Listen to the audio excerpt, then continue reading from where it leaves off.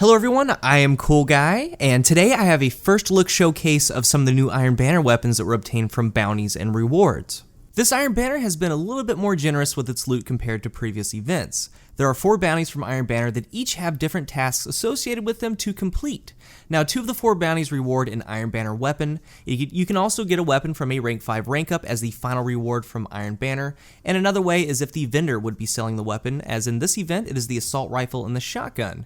Putting those 2 weapons in the loot pool as in-game match rewards. At some point the weapons that we're talking about today will be sold and have the possibility of being an in-game match reward for that week when they come up. All of the Iron Banner gear and weapons have distinct aesthetics, and in-game the weapons sound amazing. Now each one has their own personal touch for being distinct with their respected archetype. First up are a couple of secondaries, the Iron Banner Sidearm and Fusion Rifle. The Binding Blaze Sidearm looks awesome, and these Iron Banner weapons all look like they have a story to tell from their origins. I mean, rustic, time-tested, battle-proven. And for what I'm about to say, look up a picture of it. But this thing, when I first saw it, reminds me of the noisy cricket from Men in Black. I can't help it, it's the noisy cricket to me. And these sidearms pack a punch. The sidearm got some tuning with the last weapon update, saying things like they have unified damage for all the sidearms now, and at that time it was to accommodate 2 new faster firing sidearm families released in the Rise of Iron, and all current sidearm rate of fire bars are slightly shorter, but that's so they could have the bar space to correctly show that rate of fire, even though it does not change the actual rate of fire, just the stat bar representation. And they also added a damage bonus in PvE of a 20 to 30% depending on the combatant tier. This sidearm is of that new representation. The new Wrath of the Machine sidearm and the new Iron Banner sidearm both share a 98 rate of fire and 8 impact. They're the only 2 like that when comparing them to the others. Now it boasts a 25 range, 73 stability, and 90 reload. Some secondary stats are a 54 aim assist, 80 equip speed, and 92 recoil direction. For a full view of the rollable perks, please go ahead and check out Planet Destiny's database. Mine rolled in the first node, hand-loaded in injection mold, then lightweight, appended magazine, then reactive reload in cascade. If it's one thing that's consistent with sidearms is that they have great reload speeds and great equip speeds. Now reactive reload gives a 33% damage bonus for 3 seconds, and with a sidearm, with all those good reload speed perks and equip speeds, that could save your life in a tense situation. It's also really good against shields, things like taking out a Warlock, then having him self-revive, it really chews through him, as well as Guardians that obtained an overshield, whether it be from a melee or a shotgun kill. But there are really good perks as well, things like Crowd Control, Rangefinder, Zen Moment, to name a few, but it all depends on what the user finds value in with the sidearm. Now I'm enjoying using this one, and for some of those No Land Beyond users out there, the sidearm is their best friend. This one definitely fills that role. And the sidearm class in general is good for those close quarters, tense situations. And at last, a common theme with all these Iron Banner weapons are their sound. Take a listen.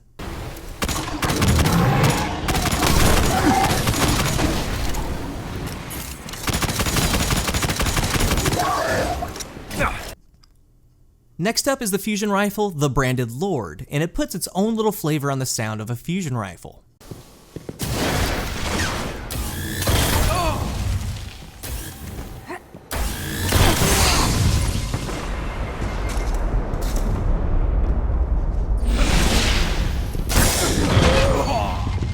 It is of the 34 charge rate, 74 impact class, like the split shifter. Now, it has a range of 42, a stability of 47, and a reload of 82. Some secondary stats are an aim assistance of 74, an equip speed of 81, and a recoil direction of 58. Now, being of a faster charge rate, it is a very aggressive fusion rifle, with the emphasis on getting off projectiles quickly. Now, an important note is the sights are linear compensator, field choke, and accurized ballistics. All of those add range and impact to this fusion. Now, the fusion shoots 7 projectiles, and this one lands for 39 per projectile for a total of 273 damage. Now, 6 of the 7 have to hit your target to guarantee a kill.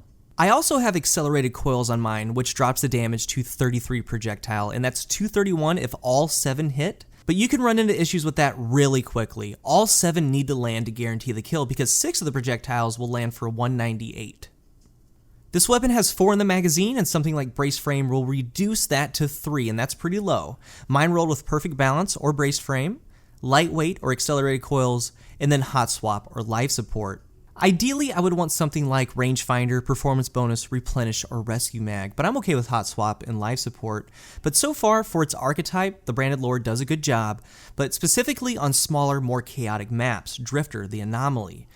I'm still partial to the slower charge rate fusions, Plan C, Stellar Vestige, Saladin's Vigil. I believe they're in a little bit of a better place. But if you are aggressive with your fusion rifle and use it kind of like a shotgun, this will do a really good job of that. Moving on to heavy weapons. First up is the Iron Banner rocket launcher, the Titanium Orchid. Now, I love this rocket launcher, and for PvP, my role is exactly what I need and what I want in a legendary rocket. The appeal falls in the velocity category. Now, the top 3 velocity launchers are the Gallarhorn, Tormod's Bellow, and this one, the Titanium Orchid. With its launch perks, you have Aggressive Launch, Smart Drift Control, and Hard Launch. Now, Hard Launch adds velocity. The second tree is a 50-50 shot of Javelin or Heavy Payload. Javelin increases velocity. Now, with Javelin and Hard Launch, you reach 90 on the stat bar for velocity, which is the same as the Gallarhorn. This thing moves, guys.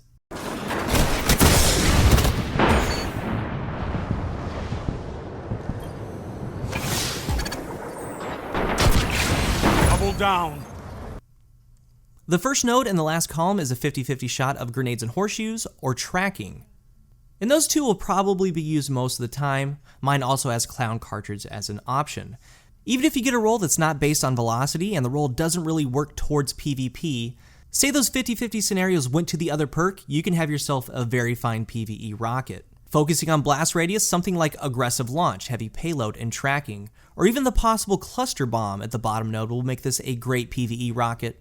It has a lot of potential with its perk combinations, especially if you favor an exotic primary or secondary weapon. This can definitely fill in that heavy spot.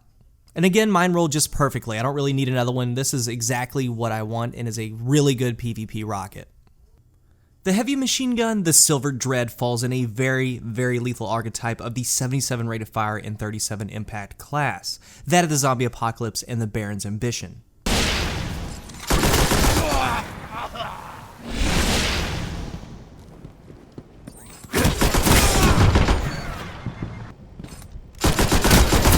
One final push and victory is yours. It has the most range and the best reload of those 3. It has a range of 30, a stability of 47, and a reload of 43. Secondary stats, aim assist of 51, equip speed of 46, and recoil direction of 77. I got a lower end roll with combinations of Hammer Forged, Extended Mag, Spray and Play, and Army of One.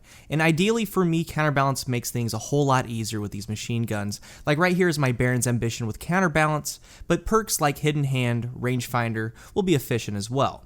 For me, I will be searching for one with Counterbalance in the future, and that will take away the Baron's Ambition as my top legendary machine gun. I can't wait to get one. Last, and certainly not least, here's the Iron Banner Scout Rifle, the Distant Star.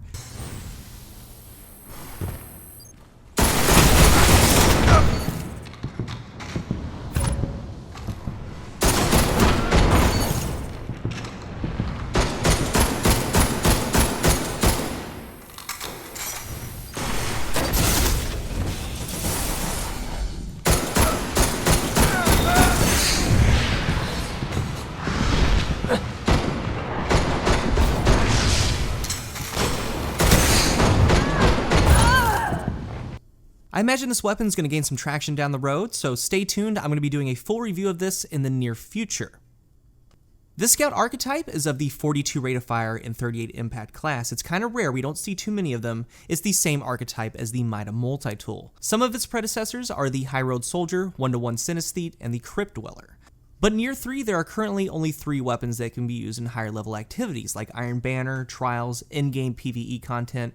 Those are the Vanguard Vendor, Angel's Advocate, the Distant Star, and the Mida multi-tool, all of which are completely different from one another aside from sharing the 42 rate of fire and 38 impact. It has a range of 59, a stability of 40, and a reload of 76. The magazine sits at 14. Some secondary stats are an aim assistance of 70, equip speed of 80, and a recoil direction stat of 40. Again, for a full perk overview, check out Planet Destiny's database for all possible roll combinations on this Scout at this time. First thing about this Scout are the sights, the Iron Red Dot, the Iron Warrior sights, and the Iron Range scope. All are unique, especially the Iron Warrior sights. It's reminiscent of the No Land Beyond sight, except you get a little red dot in the middle. My roll is a really good one, and I'm very happy with it. We have small bore or hand laid stock. Small bore reduces its starting mag of 14 to 12, and then hand laid stock, and that gives a big stability boost but reduces your range. That range reduction is felt at some of the longer ranges with hand-laid stock, but I'm fine with it because I have that stability. Next note, I have single point sling or armor piercing rounds, and high caliber rounds can roll in place of single point sling, then live support or crowd control. I run mine with hand-laid stock, single point sling, and then crowd control, which is an amazing setup. The perk combinations you can get are very interesting as well. I mean, imagine a high caliber version of this with crowd or firefly. I'm having a lot of fun with this weapon currently, and the first impression is that it's strong, guys, and I'm ending Rumble games before Heavy even comes out. It's very consistent. The handling of the Scout is top-notch, but there are reports that the base stability kicks a little bit too much. Mine does have stability-boosting perks, like hand-laid stock, like small bore, so I can't really show the base stability, but even at base, it should be a more than useful Scout in both PvE and PvP. I can't wait for the later rolls down the line. The loot has been amazing this Iron Banner, so let me know in the comments what you guys think of the weapons that I got, but more importantly, what did you guys haul in loot-wise from this Iron Banner? Let me know. Weapons like the Scout and some of the other ones, I will be doing live gameplay commentaries with them to talk about them a little bit more before I do a full review. Thank you for stopping by and spending a little bit of your day with me, and until the next one, I am CoolGuy.